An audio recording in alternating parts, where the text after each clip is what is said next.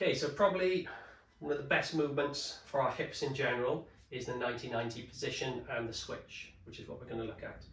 Initially, we want to see, can we sit upright with our feet at 90 degrees? Okay, which means this leg is at 90 degrees, this leg is at 90 degrees. So you should be able to draw a straight line between your toe, your heel, your knee, and your heel, right the way down. If you feel like you're falling over, which as you can see, I'm leaning over to a little bit to the side because this hip is very stiff. I'm just going to put my hand there and I'm just going to pull myself upright and I'll hold it there for a bit.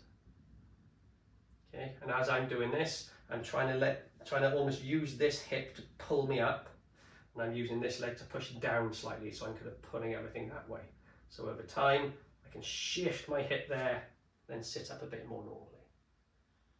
Okay, if you can do that on both sides, then we're going to introduce the switch. So my back leg, I'm going to try and lift off the floor and bring around to the front without my body doing too much. So I'm going to lift it and then sweep it around to the front, to there. Then I'm going to take this leg, lift it, and then I'm going to bring it around to the side. This leg then will almost follow it into that position there. Same, I'm going to lift this leg, sweep around, lift this leg, sweep back. Okay, so left and right is 1. No real rep range for this again. I like to do this for time, 60 seconds is a good one, or until you start to feel a cramping sensation in one of the hips.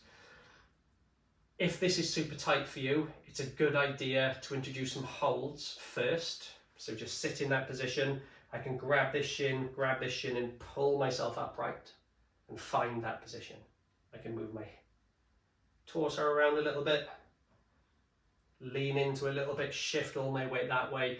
This is kind of an opportunity to kind of dig around and play around with the movement to see how it feels. But so this position here is a static hold.